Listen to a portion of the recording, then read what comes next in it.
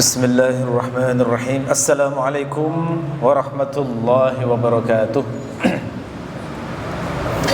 Alhamdulillahirabbil alamin wa bihi nasta'inu ala umuri dunya waddin. Wassalatu wassalamu ala sayyidil mursalin wa imamil muttaqin nabiyyina Muhammadin wa ala alihi wa sahbihi wa man tabi'ahu bi ihsanin ila yaumiddin. Allahumma inna nas'aluka ilman nafi'a wa rizqan tayyiba wa amalan mutaqabbala. Rabbana zidna ilma warzuqna fahma waj'alna minas salihin. Amma ba'du. Bapak Ibu jamaah Masjid Ibnu Sina rahimakumullah. Malam hari ini kita melanjutkan kajian kitab Al-Arba'in An-Nawawiyah, dan tema yang akan kita bahas adalah menyikapi pujian dan cacian. Ini terkait dengan pembahasan zuhud. Ya, biar tidak lupa hadisnya, saya bacakan lagi hadisnya. An Sahal bin Sa'ad As-Sa'idi qala atan Nabiy sallallahu alaihi wasallam rajulun faqala ya Rasulullah dullani ala amalin idza ana amiltuhu ahabbani Allahu wa ahabbani an-nas. Dari Sahal bin Sa'ad As-Sa'idi, beliau berkata, seorang lelaki mendatangi Nabi sallallahu alaihi wasallam kemudian bertanya, wahai Rasulullah, tunjukkan kepadaku sebuah amal yang jika aku mengamalkannya maka Allah akan mencintai aku dan manusia juga mencintai aku. Faqala Rasulullah sallallahu alaihi wasallam, izhad fid dunya yuhibbukallah wazhad fima fi aidin nas yuhibbukan nas. Zuhudlah kepada dunia. Ya, Rasulullah menjawab, zuhudlah kepada dunia, niscaya Allah akan mencintaimu, dan zuhudlah kepada apapun yang berada di tangan manusia, niscaya manusia akan mencintaimu. Ya. Jadi hadis ini menjelaskan kepada kita bahwa kunci dicintai Allah, kunci dicintai oleh manusia itu adalah zuhud. Zuhud terhadap dunia dan zuhud terhadap apapun yang dimiliki oleh manusia. Lalu apa hubungannya dengan pujian dan cacian? Nah, ini terkait dengan ucapan seorang ulama yang bernama Yunus Al-Jublani. Ya, beliau mengatakan orang itu kalau zuhud maka akan tampak tiga hal pada dirinya. Apa itu?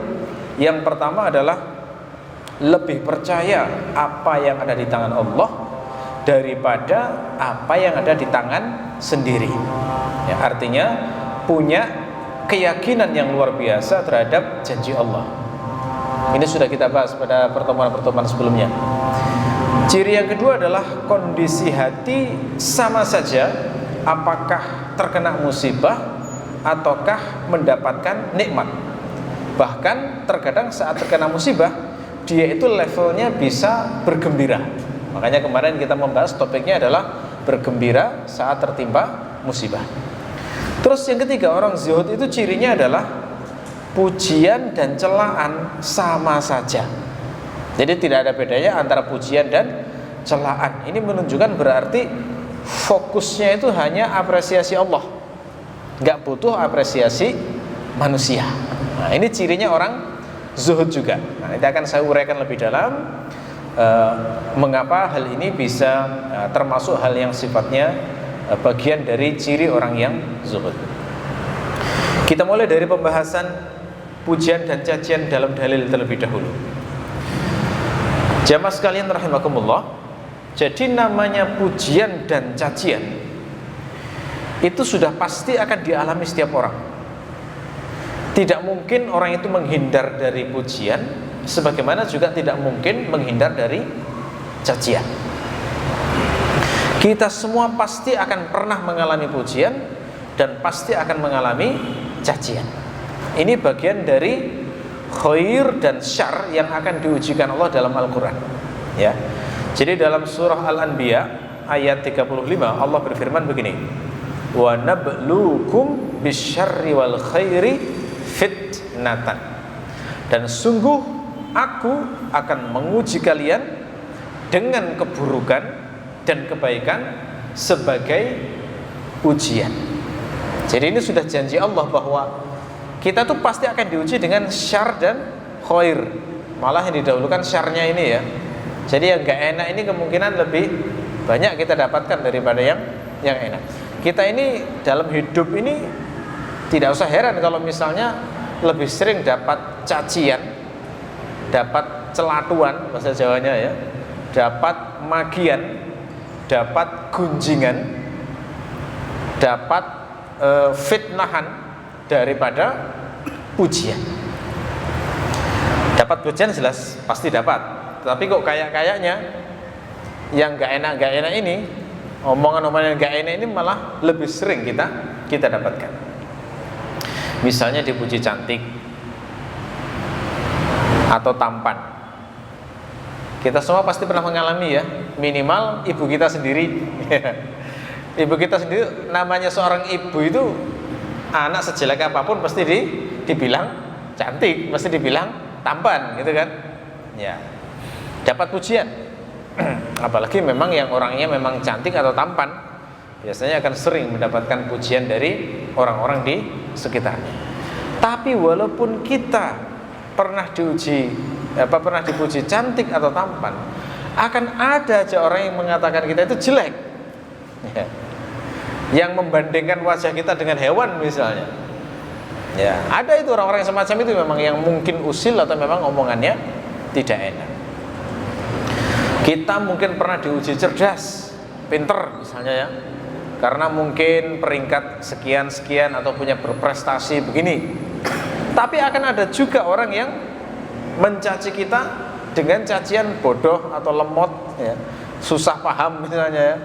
Nah, ada itu guru-guru yang agak killer itu kadang ngatain muridnya itu seperti itu. Dasar bodoh kamu, lemot, gini aja nggak bisa gitu ya. Cacian selalu ada itu ya. Kita mungkin dipuji kaya atau mampu, dianggap berhasil misalnya ya, tapi akan ada saatnya juga dicaci dengan ketidakpunyaan ya. Dipuji baik, pernah dengar kita dipuji orang baik, oh orang itu baik.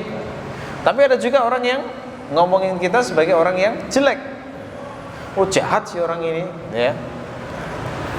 Dipuji tegas, sebagian orang memuji tegas, tapi yang lain bilang lembek ini, nggak bisa tegas ya. Ada yang memuji dermawan karena ngasih ABC, tapi kemudian ada yang mencaci, oh pelit orang itu gitu ya. Dipuji pemberani, tapi yang lain memuji pengecut. Dipuji orang yang afif, menjaga kehormatan, yang lain mencela orang yang tidak bisa menjaga kehormatan, dicela sebagai murahan misalnya. Dipuji sebagai orang yang berilmu, tapi kemudian ada pula yang mencaci sebagai orang yang bodoh atau tolol misalnya.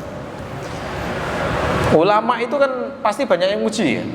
Misalnya seperti ini contoh, Syekh Yusuf Al-Qaradawi itu yang muji banyak ulama itu, karena keilmuannya luar biasa, sudah almarhum beliau. Tapi ada juga yang mencaci beliau itu, dan yang mencaci itu sesama ulama. Saya pernah baca sebuah kitab judulnya Iskatul Kalbil Awi Yusuf Al-Qaradawi.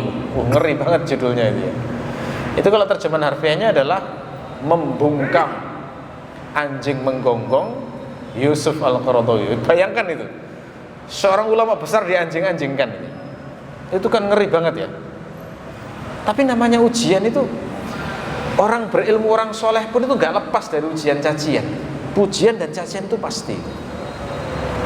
Rasulullah kalau di hadapan sahabat-sahabat beliau pasti dipuji luar biasa, diagungkan, dimuliakan. Ada riwayat Rasulullah itu kalau wudu, itu air wudunya itu sisanya itu jadi rebutan itu di kalangan sahabat. Kalau rambut beliau itu jatuh, rebutan itu mau disimpan untuk dijadikan sebagai ini pembawa berkah. Malah ada yang lebih dahsyat dari itu. Pernah Rasulullah itu berbekam, terus darahnya itu Rasulullah memerintahkan salah seorang sahabat supaya dibuang itu darahnya. Apa yang dilakukan? Bukan dibuang, diminum malahan. Terus ditanya oleh Rasulullah, apa yang dilakukan terhadap darahnya? Lalu kemudian ternyata diminum. Maka Rasul berkomentar, la yadurruka, nggak apa-apa, gitu ya. Ini menunjukkan berarti darah Rasulullah itu nggak sama dengan darah selain Rasulullah. Makan darah kan haram tuh harusnya, termasuk barang yang diharamkan oleh Allah. Tapi kalau darah Rasulullah ada kekhususan, sehingga itu tidak berdosa, gitu ya. Memuliakan Rasul itu levelnya sampai kayak begitu. Tapi semulia Rasulullah pun itu juga yang menghina beliau banyak juga. Di zaman Nabi itu beliau dituduh orang sinting, ya Pak. Bayangkan orang mulia dituduh sinting itu gimana? Coba. Jenengan ahli masjid misalnya, sholat waktu lima waktu jamaah, nggak pernah ganggu orang, jujur, amanah, baik hati, suka bantu orang yang kesusahan, suka membantu para fakir, janda, nggak pernah nyakitin orang ya. Tiba-tiba dibilang sinting orang ini, coba. Itu gimana rasanya kira-kira? Ujian kayak gitu tuh nggak mudah loh, bener itu. Nggak mudah. Makanya kalau kita berharap di dunia ini nggak pernah dicaci, mustahil itu, nggak mungkin. Semulia Nabi pun mengalami ujian cacian. Apalagi sekedar diomongin nggak enak dengan tetangga, wah enteng itu, jauh lebih enteng daripada Rasulullah. Diomongin nggak enak dengan orang sekator misalnya, ya, oh itu enteng dibandingkan dengan ujian yang dialami oleh Rasulullah. Bahkan ujian Rasulullah itu sampai sekarang, yang mencaci dan memaki Rasulullah itu sampai sekarang kan banyak itu. Setelah wafat pun masih ada yang membenci Rasulullah dan memaki Rasulullah. Luar biasa itu. Pahala Rasulullah kan banyak sekali ya. Sampai wafat pun itu masih dikasih kebaikan dengan cacian-cacian orang semacam itu. Pembenci, kata Zakir Naik, beliau itu mengatakan buku terbanyak yang dikarang untuk mencaci seseorang adalah buku yang dikarang untuk mencaci Rasulullah. Betul, luar biasa ya. Makanya benar Nabi mengatakan bahwa ujian terberat itu ujian para nabi. Makanya kita jangan sampai merasa, ya Allah, aku orang yang paling menderita di dunia, gitu ya. Hanya karena omongan jelek dari 1-2 orang. Gak ada apa-apanya dengan ujian Rasulullah. Belum ada toh orang yang membuat buku untuk mencaci jenengan, belum ada toh. Jadi level kita masih jauh dibandingkan dengan Rasulullah. Nah, Rasulullah itu banyak itu dituduh macam-macam itu. Dituduh maniak seks misalnya, menikahi seorang anak kecil 9 tahun. Jadi tradisi di masa sekarang disamakan dengan tradisi zaman dulu gitu ya. Mereka nggak mau tahu bahwa tradisi masa dulu itu nggak sama dengan sekarang. Ya, sementara selama ratusan tahun Rasulullah tidak pernah, musuh-musuhnya nggak pernah menjadikan itu sebagai bagian dari hal yang dicela Rasul. Tapi namanya pembenci ya, apapun dilakukan, gitu ya. Oke, jadi kembali ke sini. Jadi namanya ujian itu adalah namanya pujian dan celaan, pujian dan makian. Itu adalah suatu hal yang pasti dalam hidup kita, tidak mungkin dihindari. Kalau kita masih kecil dulu, yang memuji adalah orang tua, tapi yang memaki juga orang tua, gitu ya.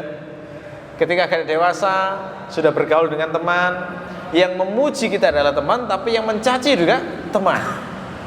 Ketika kita sudah berumah tangga, yang memuji kita adalah suami atau istri kita, tapi yang mencaci juga suami atau istri kita, ya. Yang memuji adalah anak kita, tapi barangkali juga yang mencaci dan kecewa dengan kita juga anak kita. Yang memuji mungkin adalah teman kita, teman kerja kita, tapi yang mencaci juga mungkin teman kerja kita juga. Jadi gak akan lepas dari namanya pujian dan cacian. Termasuk para pendakwah dan para ulama sejak zaman dulu. Ulama itu senantiasa ada yang memuji dan ada pula yang mencaci. Nah, uniknya adalah pujian itu adalah sesuatu yang disenangi oleh jiwa, itu ya. Jadi kita tuh senang dipuji, itu memang suatu hal yang alami. Tiap orang itu senang dipuji dan tidak suka jika dicaci. Nah, cuma kalau kita kaitkan dengan penjelasan ulama terkait dengan zuhud, senang pujian, itu tandanya sebenarnya masih ada unsur cinta terhadap dunia. Gitu ya. Jadi senang pujian itu adalah cermin cinta terhadap dunia. Karena orang yang sudah bisa meremehkan dunia, artinya dalam arti mengecilkan dunia, dalam arti bisa zuhud, maka beliau itu sudah tidak peduli lagi yang namanya pujian atau celaan. Jadi pujian atau celaan itu bagi beliau sama saja. Nah, kesenangan seseorang terhadap pujian atau celaan itu kadang-kadang levelnya adalah sampai meninggalkan yang hak karena khawatir celaan. Ada orang itu yang bahkan mau sholat aja sungkan karena berada di lingkungan orang yang nggak pernah sholat. Kenapa? Karena khawatir dicela oleh orang yang sholat. Kadang sampai seperti itu, takut dengan celaan, lalu kemudian nggak berani melakukan yang benar. Ya. Sebaliknya, karena senang pujian, sebenarnya itu dia nggak pernah sholat. Terus ketika di lingkungan orang yang sholat, akhirnya ikut-ikut sholat. Supaya apa? Dipuji, ya, bahwa orang ini ikut sholat. Jadi fitnahnya semacam itu. Jadi sampai levelnya itu kadang membawa seseorang itu melakukan yang hak, meninggalkan yang hak karena khawatir celaan, atau sebaliknya membawa seseorang melakukan kebatilan karena berharap dipuji. Kumpul-kumpul misalnya sesama orang yang biasa ngerokok misalnya, dia sebelumnya nggak suka ngerokok, tapi karena diojok-ojoi terus gitu ya, lalu kemudian wah sampean nggak jantan kalau nggak ngerokok gitu ya, makanya ikut-ikut ngerokok. Awalnya dari situ. Kalau ngerokok mungkin masih dianggap ringan. Gimana kalau misalnya disuruh mabuk? Ya, nggak lagi kalau nggak mabuk misalnya ya. Nah, terus akhirnya karena khawatir cacian dan senang pujian itu, jadi sampai melakukan hal yang batil karena berharap pujian dari orang. Apalagi zaman medsos sekarang ini, banyak sekali orang melakukan hal gila demi mendapatkan pujian netizen, gitu ya. Kan banyak sekali itu orang melakukan hal-hal yang bahkan membahayakan dirinya sendiri demi mendapatkan pujian netizen. Ada seorang YouTuber misalnya, dia itu membuat aksi yang sangat katakanlah ya benar-benar gila, aksi gila itu.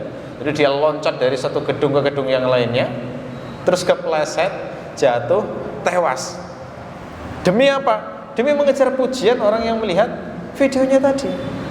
Nggak ada orang semacam itu. Itu fakta. Itu menunjukkan betapa pujian itu jadi fitnah yang luar biasa besar.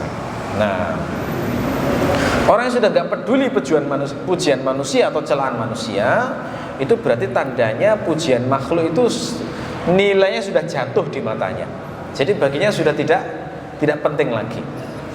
Tanda bahwa hatinya itu sudah mulai berusaha diarahkan untuk mencintai Allah saja, dan sudah berusaha untuk membuat Allah itu ridho saja.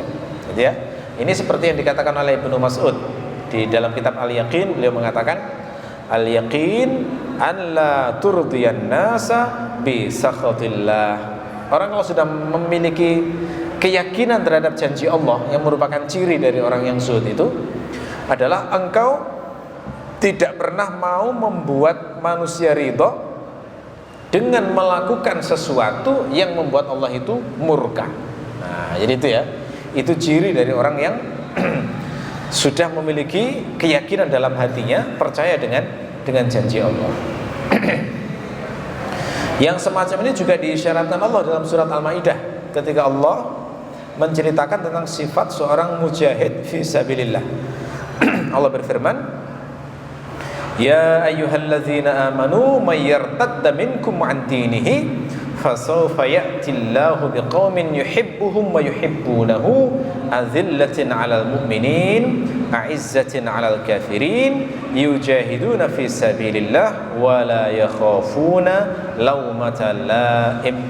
Wahai orang-orang yang beriman, barang siapa yang murtad dari agamanya, maka Allah akan mendatangkan suatu kaum yang Allah mencintai mereka dan mereka mencintai Allah, yang merendahkan diri di hadapan orang-orang mukmin dan bersikap menjaga kehormatan pada orang-orang kafir, berjihad di jalan Allah, wala yakhafuna laumata laim, dan tidak pernah takut dengan celaan orang yang mencela. Ya, masalahnya kita ini kan kebanyakan yang masih takut dengan omongan orang ya. Kebanyakan yang membuat orang melakukan banyak hal-hal itu saat ini kebanyakan adalah rasa takut dicela orang. Misalnya, ini wawancara nyata ya. Wawancara nyata. Orang-orang yang kadang masyarakat kampung itu simpel-simpel itu. Kalau ditanya misalnya, kenapa melakukan tahlilan? Kerabatnya meninggal misalnya, terus menyelenggarakan tahlilan. Jawabannya apa? Jawabannya bukan karena ini perintah Allah, bukan. Yo gak enak lah omongannya wong ya apa, gitu ya. Jadi gak enak dengan ucapan manusia. Jadi lebih takut ucapan manusia sebenarnya. Itu fakta di masyarakat, banyak yang terjadi seperti itu, sehingga akhirnya sampai rela berhutang, ya, demi untuk melakukan hal-hal yang sebenarnya itu tidak diwajibkan dalam agama. Sebenarnya kalau ulama-ulama NU sendiri itu tidak mewajibkan yang semacam itu. Itu kan kalau menurut kisah upaya untuk mengislamkan orang-orang Hindu di zaman dulu, gitu ya. Kalau kalimat-kalimat tahlil nggak masalah, kalimat-kalimatnya bagus-bagus saja. Kita gabung di situ nggak masalah, gitu ya. Cuma fakta di masyarakat seringkali melakukan hal tersebut bukan karena aspek unsur ibadahnya, tetapi gak enak omongan orang. Nah, ini ya. Padahal di Quran ini dikatakan ciri orang-orang yang dicintai Allah ini adalah la yakhafuna laumata laim, tidak pernah takut dengan celaan orang yang mencela. Ya. Mendatangi walimah misalnya. Motivasinya apa? Yo nanti gimana kalau jadi omongan, wong kita dulu ada acara orang yang sudah datang pada kita. Nah, itu ya. Omongan lagi. Ya. Omongan. Yang semacam ini banyak sekali dalam hidup, dan ini kalau menurut ajaran dalam Al-Quran, sikap semacam ini keliru. Karena apa? Karena berarti menjadikan cacian dan pujian manusia itu pengendali dari sifat perbuatan kita. Sementara yang diperintahkan oleh Allah sebenarnya yang kita cari itu adalah pujian Allah, bukan pujian dari makhluk, ya begitu. Jadi santai sifat orang beriman itu terhadap pujian ataupun celaan. Jadi seperti yang dikatakan Wuhaib al-Makki, az-zuhdu fid dunya an la taqsa ala ma fata minha wa la tafrah bima ataka minha. Zuhud terhadap dunia itu adalah Anda tidak terlalu sedih dengan sesuatu yang hilang darimu, dan tidak terlalu gembira dengan sesuatu yang kau dapatkan. Nah, riwayat lain menyebut ini ucapannya Ali, gitu ya. Jadi orang zuhud itu dapat sesuatu itu gembira tapi tidak terlalu gembira. Kehilangan sesuatu itu sedih tapi tidak terlalu sedih. Nah, itu yang paling membedakan antara orang yang zuhud dengan yang tidak. Ya, jadi kembali pada kaidah bahwa dunia itu di hatinya sama saja. Apakah datang ataukah pergi, bertambah ataukah berkurang. Itu semuanya tidak menambah ikatan dalam hatinya, ya. Nah, karena itulah ada sebagian orang soleh pernah ditanya, orang kaya itu bisa zuhud enggak? Jawaban beliau adalah bukan soal kaya atau miskin, tapi kondisi hatinya itu bagaimana. Saat harta bertambah itu bagaimana? Saat harta berkurang bagaimana? Ya. Kalau saat harta bertambah itu gembira tapi tidak terlalu gembira, dan kalau berkurang itu sedih tapi tidak terlalu sedih, maka berarti dia zuhud. Tak peduli apakah dia itu kaya ataukah miskin. Gitu ya. Ini tidak mudah, ini mempraktekkan semacam ini tidak mudah. Seringkali orang kalau misalnya kaya mendadak itu sudah berubah gaya hidupnya. Melihat tetangga itu sudah beda, cara nyapanya itu sudah berbeda. Bajunya sudah beda juga itu, ya. Kendaraannya juga sudah berbeda lagi. Jadi sudah wataknya sudah berubah ketika Allah ngasih kekayaan secara mendadak. Nah, semacam ini jauh dari sifat zuhud, ya. Ya. Jadi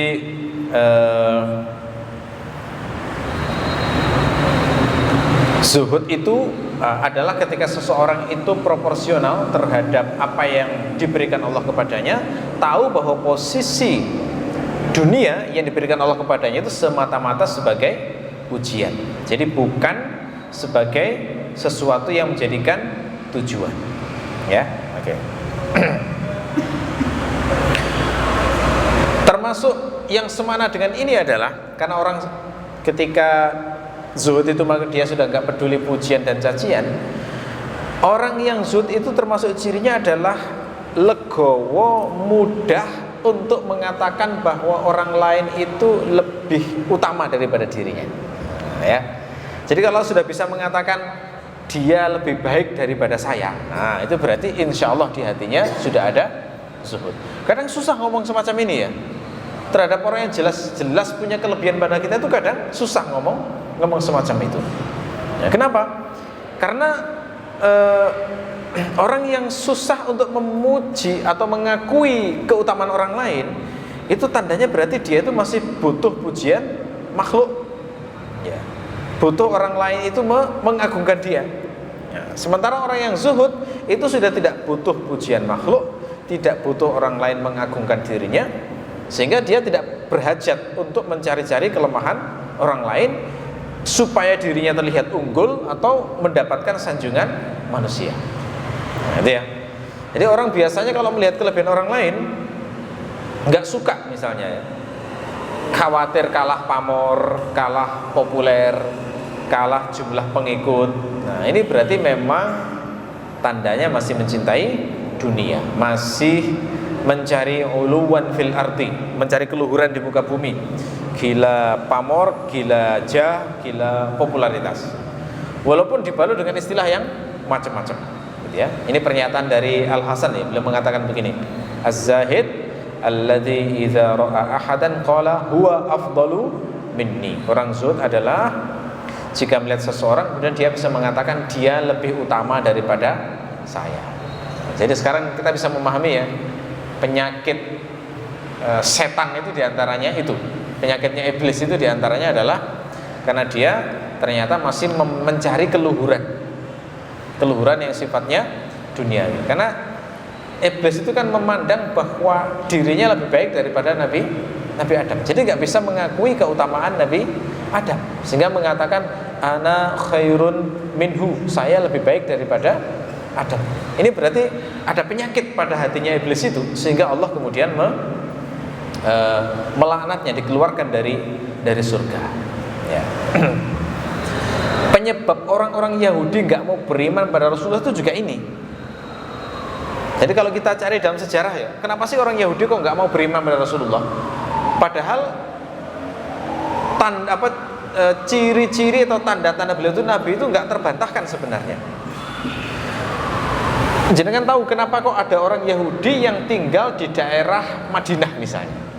Itu sebenarnya kan menarik itu ya. Orang Yahudi itu kan aslinya, Bani Israel itu aslinya tinggalnya di daerah Palestina aslinya, di masa Nabi Musa dulu itu. Terus kok bisa mendekati, kok menuju ke tanah Arab, padahal bahasa Arab itu bukan bahasa aslinya Yahudi. Apa penyebabnya? Ya, penyebabnya karena mereka tahu, mereka diajari nabi-nabi mereka bahwa nanti akan muncul nabi terakhir yang akan diutus di daerah Arab gitu loh. Makanya mereka sengaja pindah ke Arab. Tujuannya apa? Karena mereka berharap nanti salah satu keturunan mereka adalah menjadi nabi terakhir itu, gitu loh ya. Ya. Terus di kitab mereka juga itu diberitahukan bahwa nabi terakhir ini nanti akan muncul di tempat yang terletak di antara dua tanah berbatu hitam dan banyak kurmanya.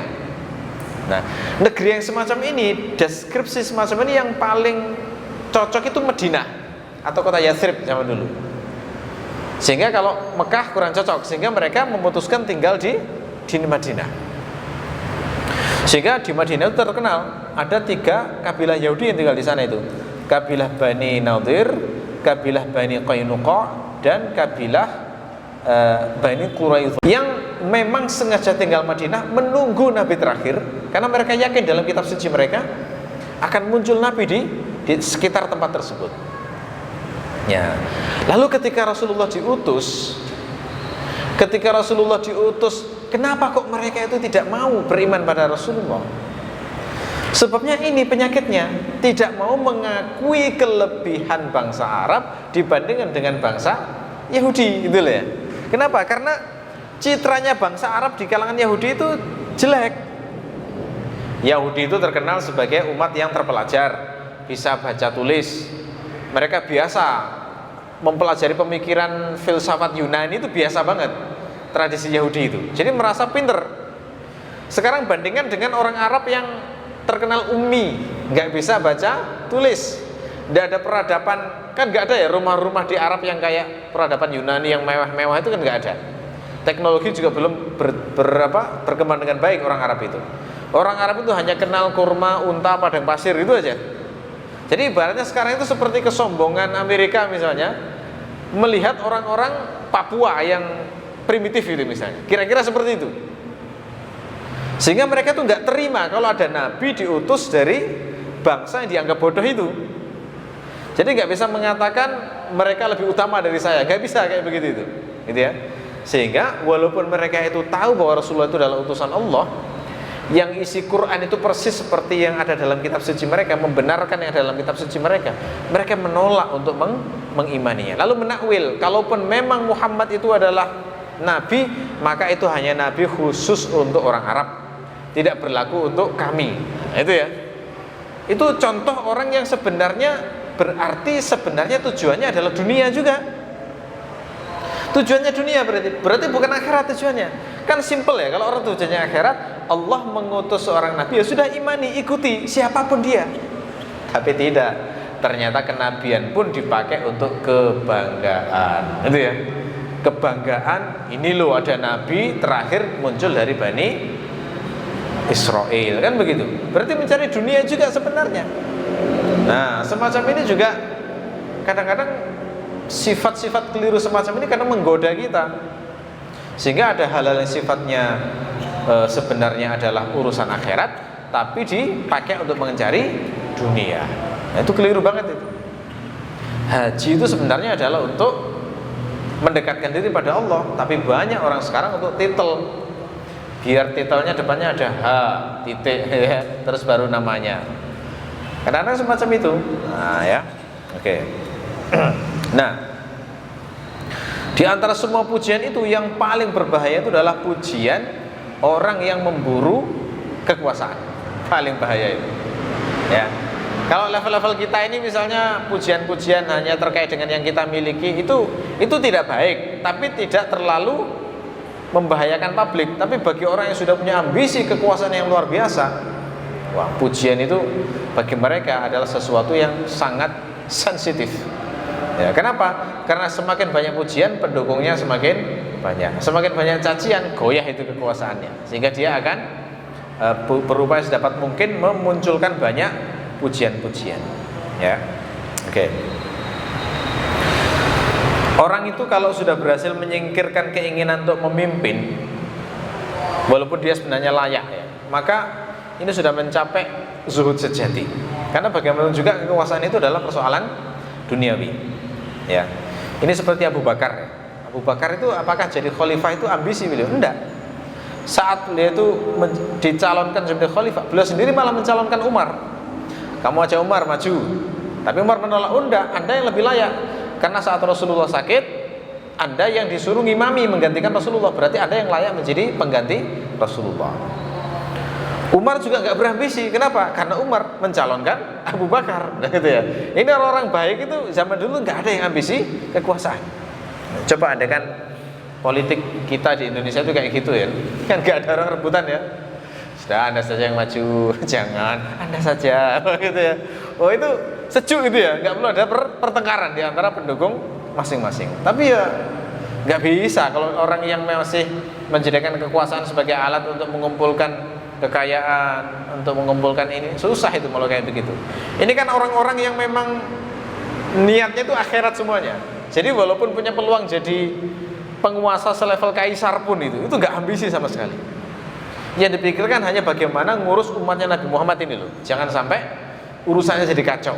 Jadi Anda paling layak, maju aja. Yang satunya, oh enggak, Anda yang paling layak, maju saja. Gitu ya. Termasuk Ali. Ya. Itu Ali itu kan pada saat ditawari jadi khalifah itu kan beliau mensyaratkan, saya kalau dipilih maka saya harus diizinkan untuk berijtihad sendiri. Nah, kalau misalnya enggak, ya sudah, saya enggak dipilih, enggak apa-apa. Nah, jadi tidak berambisi beliau untuk menjadi khalifah. Abdurrahman bin Auf itu masuk tim formatur itu dulu sebenarnya. Jadi dari 6 orang yang seharusnya itu menjadi khalifah, Abdurrahman bin Auf itu salah satu yang layak menjadi khalifah. Tapi beliau apa yang beliau lakukan? Saya mengundurkan diri. Jadi beliau nggak mau jadi khalifah. Ya, termasuk Sa'ad bin Abi Waqqas itu sama. Itu beliau juga mengundurkan diri, nggak mau jadi khalifah. Ibnu Umar itu anaknya Umar juga demikian. Saat ada yang mengusulkan Umar, kenapa sih Ibnu Umar kok tidak dicalonkan jadi khalifah? Jawaban Umar, laki-laki mencelai istrinya aja nggak sanggup, gimana mau jadi pemimpin? Itu loh jadinya. Maksudnya pemimpin kan butuh ketegasan sikap gitu ya. Nah, ada satu kasus Ibnu Umar itu disuruh menceraikan istrinya oleh ayahnya, tapi berat gitu loh ya. Sehingga dianggap gak iso ini, gak tegas ini. Kalau jadi pemimpin gak isanan ya. Orang yang gak isanan gak bisa jadi pemimpin itu. Gak enakan nanti maksudnya ya. Nah, Ibnu Umar itu orang baik, cuma untuk menjadi pemimpin dianggap lemah oleh Umar bin Khattab, sehingga kemudian akhirnya tidak dicalonkan. Dan Ibnu Umar gak masalah karena memang gak berambisi kekuasaan. Seperti Hasan bin Ali juga. Hasan bin Ali itu diceritakan beliau itu rela menyerahkan kekuasaan ke Muawiyah, padahal beliau itu pendukungnya banyak. Demi apa? Demi bisa bersatu seluruh umat Islam biar tidak bertengkar, gitu ya. Oke. Jadi itu beberapa poin penting ya terkait dengan zuhud, kaitannya dengan pujian kaitannya dengan kekuasaan. Dan banyak ulama itu mengatakan pujian itu memang sangat berbahaya bagi seorang muslim. Seringkali orang itu justru mawas diri itu setelah dapat kritikan, setelah dapat celaan.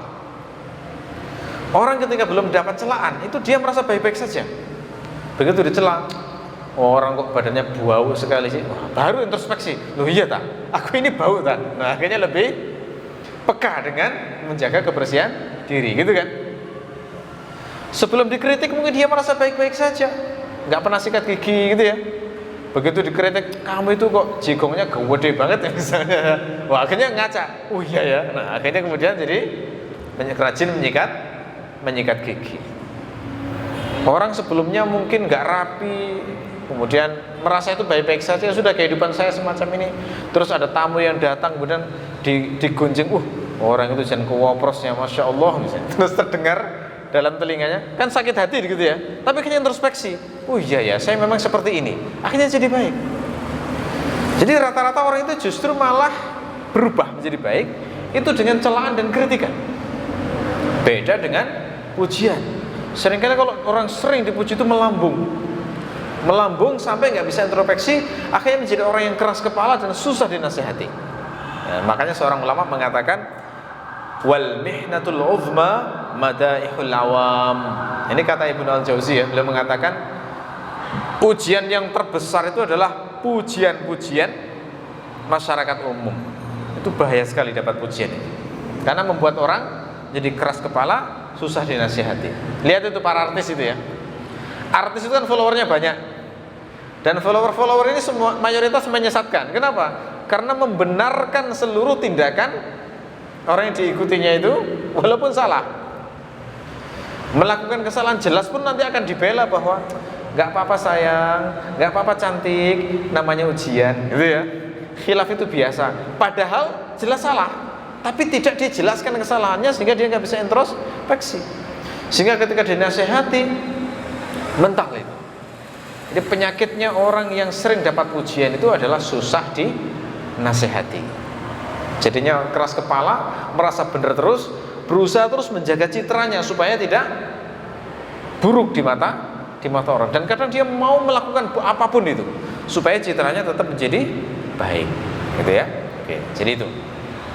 Nah, sekarang jadi pertanyaan, kalau memang Allah itu akan menguji kita dengan pujian dan cacian, sebenarnya apa itu hikmah adanya pujian dan cacian itu? Nah, jadi Kalau kita bicara hikmah, itu banyak sebenarnya hikmahnya itu. Di antara hikmahnya apa? Ketika kita itu dipuji orang misalnya, maka sesungguhnya kita itu tengah diuji oleh Allah supaya rendah hati. Kenapa? Karena kita tahu pada hakikatnya kita ini dipuji orang itu hanya karena orang tidak tahu dosa-dosa kita, hanya tidak tahu aib-aib kita. Andaikan orang itu tahu hakikat kita, gak ada yang muji sebenarnya. Kenapa? Karena saya yakin tiap diri kita itu pasti punya sisi-sisi gelap, ya kan? Tiap diri kita itu pasti punya sisi-sisi yang andaikan orang lain tahu, malu kita, kan gitu. Pasti itu, nggak mungkin tidak. Karena Allah itu disifati sebagai zat yang Ghaffar, yang Ghafur. Itu maknanya nutup. Nutup apa? Dia diantaranya nutup aib, nutup kesalahan-kesalahan kita. Sehingga secara implisit mengajarkan kepada kita, udahlah, kelihatan sesuci apapun, pasti itu ada kejadian-kejadian di masa lalu yang andai kita itu diketahui orang pasti malu luar biasa kita, gitu ya. Nah makanya saat dipuji itu seharusnya mengingat hal ini, bisa rendah hati gitu ya, mengingat kembali kelemahan-kelemahan kita, mengingat kembali kekurangan-kekurangan kita, sehingga kita tidak tinggi hati saat dipuji orang dengan pujian apapun. Ya, kita bisa melatih hati kita dengan mengatakan, ya Allah, saya ini dipuji orang hanya karena mereka belum tahu kebusukan saya. Andaikan mereka tahu, pasti mereka akan jijik menjauhi saya. Hanya karena rahmat-Mu ya Allah, sampai hari ini Engkau masih menutupi aib-aibku. Karena itu ya Allah, ampunilah dosaku, terutama dosa-dosa yang hanya Engkau dan aku yang tahu ya Allah, sementara mereka nggak tahu, gitu ya. Ya, jangan hukum aku karena ucapan-ucapan itu. Jauhkan aku dari keburukan dan fitnah ucapan-ucapan tersebut. Jadikan saya ya Allah lebih baik daripada dugaan-dugaan baik mereka kepada saya. Nah, itu latihan rendah hati itu kayak begitu. Ya, kalau orang nggak ngerti ilmunya kayak gini, nggak ngerti di balik pujian sebenarnya ada ujian supaya rendah hati. Sehingga kalau orang itu mekar hatinya, itu sudah bahaya banget. Dipuji kemudian mekar hatinya, melambung, lupa diri biasanya sudah. Kalau sudah sampai timbul ujub, kagum pada diri sendiri, itu alamat sebentar lagi akan hancur itu. Makanya perhatikan ya, orang-orang yang sering dapat pujian itu oleh Allah nanti akan dikasih ujian yang menjatuhkan dirinya. Itu ayat Allah banyak dalam kehidupan itu. Orang yang dipuji kemudian dia melambung lalu ujub kagum pada dirinya sendiri, itu dibuat jatuh oleh Allah dengan sebuah peristiwa. Ya, saya jadi teringat kisahnya ada selebgram di siapa namanya, di negeri jiran di Malaysia itu. Dipuji-puji kenapa? Karena dianggap couple yang paling romantis, yang paling baik, pokoknya ideal banget untuk rumah tangga muslim yang syar'i istilahnya begitu. Luar biasa dipuji-puji, di medsos terkenal banget. Apa yang terjadi? Beberapa saat kemudian ditangkap polisi. Kenapa? Karena dianggap telah menggelapkan harta sedekah. Jadi orangnya ini suka fundraising gitu ya, mengumpulkan dana dari masyarakat untuk disalurkan ke Palestina, ke apa begitu. Ternyata itu disunat luar biasa besar untuk gaya hidup mewah mereka. Nah, sehingga kemudian masuk ke polisi akhirnya. Ya. Sebelum itu sering dapat pujian, masya Allah, subhanallah gitu ya. Jadi pujian-pujian itu bahaya banget, bahayanya begitu. Jadi orang merasa tinggi hati, merasa dirinya itu jadi mulia, akhirnya jatuhlah dengan cara yang semacam itu. Ujian yang kedua bagi orang yang dipuji itu adalah ujian ikhlas. Apa itu? Kenapa dikatakan ikhlas? Karena orang yang ikhlas itu tidak mencari pujian manusia. Jadi tidak sampai berusaha untuk mencari pujian manusia, karena yang dicari adalah pujian dari Allah, gitu ya. Orang itu ketika melakukan amal soleh itu seringkali itu digoda dengan perasaan-perasaan supaya dapat apresiasi dari manusia. Orang tua misalnya bekerja keras, membanting tulang, kadang di hati itu digoda perasaan biar anakku tahu perjuangan orang tuanya. Loh, itu kan berarti cari pujian manusia. Salah itu, ya. Membaiki orang, misalnya sering nolong, terus di hati ada perasaan biar aku dikenang, harum namanya di keluarga itu. Loh, itu salah juga itu. Berarti mencari pujian manusia. Maka orang kalau pas dipuji ingat ikhlas ini, dilawan itu, ya Allah, astagfirullahaladzim, saya berbuat ini untuk mendapatkan pujianmu ya Allah, bukan pujian manusia. Gitu ya. Ujian yang ketiga, zuhud. Gitu ya. Kenapa? Karena zuhud itu orang yang tidak mencari pujian. Dia itu meremehkan pujian manusia. Karena bagaimana juga pujian manusia itu adalah pujian duniawi. Mungkin terasa nikmat dalam hati, tetapi nggak ada nilainya di sisi Allah, gitu ya. Nah, sehingga ketika orang dipuji selalu diingat, ya Allah, bukan ini yang saya cari, ini adalah perkara duniawi, saya harus melawannya. Bagi yang memuji itu juga, itu ada hikmahnya juga. Kadang kan kita suka memuji-muji orang. Pernah nggak kita misalnya memuji-muji orang atau organisasi atau tokoh atau apapun lah pokoknya, begitu sudah dipuji-puji setinggi langit, terus Allah mengatur sebuah kondisi sehingga orang itu mengecewakan kita. Pernah apa tidak itu? Oh, mungkin sering gitu ya. Sering, pasti itu dalam kehidupan pasti banyak kayak gitu itu. Dielulukan, ini adalah gini, luar biasa banyak dipuji-puji. Setelah itu beliau membuat sebuah perbuatan atau move atau apapun yang akhirnya membuat kita jadi kecewa. Termasuk memuji-muji organisasi, lalu kemudian jadi kecewa. Kenapa terjadi semacam itu? Kita itu diingatkan oleh Allah bahwa hakikat pujian sejati hanya untuk Allah, bukan untuk manusia. Manusia itu pasti ada kekurangannya. Makanya jangan pernah berlebihan memuji manusia. Maksimal kalau kagum pada Allah, pada orang itu cukup katakan, saya menduga atau saya kira, sepertinya, gitu ya. Ini hanya zahirnya saja ya yang saya tahu. Nah, itu boleh kalau kayak begitu. Gak boleh memastikan orang itu baik selama kita tidak tahu hakikatnya. Kalau Rasulullah jelas boleh, karena beliau seorang nabi, utusan Allah. Para sahabat nabi juga boleh. Tapi orang-orang yang kita nggak tahu hakikat itu tidak boleh dipuji secara berlebihan. Karena kasihan juga orang itu kadang jadi diungkap aibnya itu gara-gara pujian kita. Kalau beliau ujub nggak mau sendiri misalnya, jadi diungkap aibnya itu hal yang mengerikan dari pujian, gitu ya.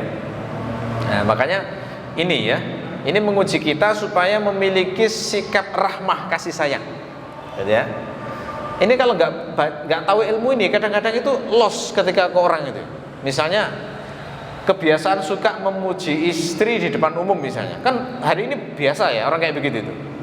Dikira itu baik, padahal itu sangat membahayakan istri. Kenapa? Orang yang suka memuji istri di depan umum, maka Allah akan menguji yang justru kebalikan dari yang dipujikan di depan umum tadi itu. Itu bahaya banget. Misalnya dipuji, istriku ini sabar sekali itu, orangnya nggak pernah marah, gitu ya. Di depan umum dipuji kayak begitu. Apa yang terjadi? Sangat mudah bagi Allah dibuat emosi si istri ini sehingga akhirnya nggak sabar lagi, gitu ya. Dicabut akhirnya tadi oleh Allah. Karena faktanya memang gak sebaik itu sebenarnya. Hanya saja kebetulan saat itu bisa menahan emosi sehingga gak marah misalnya. Muji istri misalnya, istriku ini Masya Allah setia banget ini, sangat setia. Sebentar kemudian selingkuh. Nah, gimana kayak begitu itu? Ya kan? Membahayakan. Justru orang itu kalau ngerti ilmunya gak mau memuji orang itu secara berlebihan maksudnya ya.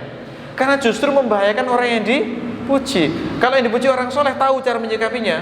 Dipuji itu kan dia harus takut mestinya. Astagfirullahaladzim, saya dipuji hanya karena nggak tahu dosa saya orang ini, gitu ya. Andaikan tahu pasti nggak akan memuji. Kalau orang beriman masih aman. Yang kasihan orang-orang awam yang ngerti ilmunya, dipuji itu mekar hatinya biasanya, terus timbul ujub. Kalau sudah ujub, Allah benci pada orang ini.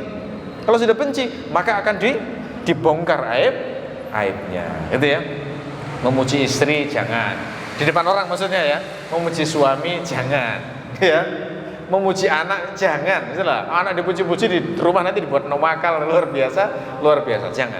Jadi lebih baik didoakan saja, ya, mudah-mudahan istiqomah dalam kebaikan, mudah-mudahan beliau senantiasa dalam rahmat Allah. Atau maksimal kalau memang kelihatan baik banget ya, saya menduga orang ini memang sepertinya sangat menjaga sholat 5 waktu misalnya ya, mudah-mudahan istiqomah. Nah itu aja. Kalau kagum ke orang cukup semacam itu, tapi jangan dipuji secara berlebihan. Ini pernah diingatkan oleh Rasulullah ini. Ada seorang laki-laki sedang sholat, sujud rukuknya bagus banget. Terus Rasulullah bertanya, man hadza? Siapa orang ini kok sholatnya bagus? Kemudian sahabat tadi berkata, oh ini fulan ya Rasulullah, orang ini Masya Allah luar biasa ya Rasul, beliau itu gini. Apa kata Nabi langsung? Beliau langsung menegur sambil mengatakan amsik, tahan, stop, sudah jangan dilanjutkan pujianmu. Kenapa? Karena kalau kamu sampai memperdengarkan pujianmu pada sahabatmu ini, maka kamu akan membinasakannya. Maksudnya bagaimana membinasakannya? Orang yang dipuji itu rata-rata dampaknya ujub itu loh, yang paling bahaya itu. Jarang yang mawas diri. Kalau sudah ujub, jelas pasti akan dihukum oleh Allah itu. Karena Allah itu benci dengan orang yang ujub. Lawang nikmat semua dari Allah kok dikagumi dirinya sendiri gitu loh ya. Kok berani banget mengagumi dirinya sendiri. Itu Allah benci dengan kayak gitu. Siapapun yang ujub saya lihat itu selalu dihukum oleh Allah. Makanya hati-hati ya dengan pujian. Jangan memuji orang berlebihan dan jangan menerima pujian orang yang baik-baik kepada kita yang sampai menimbulkan nafsu ujub kepada kita gitu ya. Makanya salah satu doa yang sangat bagus supaya kita selamat dari fitnah pujian itu adalah doanya Abu Bakar. Abu Bakar itu kalau dipuji itu doanya begini, Allahumma anta a'lamu bi min nafsi. Ya Allah, engkau itu lebih tahu diriku daripada diriku sendiri. Wa ana a'lamu bi nafsi minhum. Dan saya lebih mengetahui diriku daripada mereka. Maksudnya mereka memuji saya karena nggak tahu saya, padahal saya lebih tahu diri saya. Yang andaikan mereka tahu, mereka mungkin jijik pada saya, gitu ya. Terus Allahumma ja'alni khairan mimma yadhunnun. Ya Allah, jadikan aku lebih baik daripada yang mereka duga. Mereka menduga saya rajin sholat, jadikan saya lebih baik daripada dugaan mereka. Nah, doanya begitu. Waghfirli ma la ya'lamun, dan ampuni aku yang mereka nggak ketahui. Artinya aib-aib yang masih engkau tutupi itu loh ya Allah, ampunilah. Jangan sampai engkau bongkar, kau tunjukkan pada mereka, gitu ya. Terus yang terakhir, wala tu'akhidni bima yaqulun, dan jangan engkau hukum aku karena ucapan mereka. Kenapa? Orang yang dipuji itu bisa dihukum oleh Allah. Dihukum bagaimana? Tadi ketika dipuji timbul ujub, akhirnya Allah menghukum kita.